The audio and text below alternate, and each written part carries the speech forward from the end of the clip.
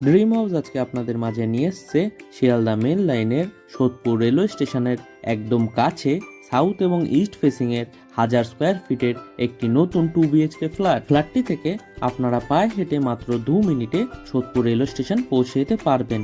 তাছাড়াও পায়ে হেঁটে মাত্র 4 মিনিটে আপনারা রেগুলার লাইফে সমস্ত জিনিস পেয়ে যাবেন। ফ্ল্যাটটি সামনে থেকে দেখার জন্য আমাদের ভিডিওর স্ক্রিনে থাকা ফোন নাম্বারে ফোন করে খুব সহজেই দেখে নিতে পারবেন।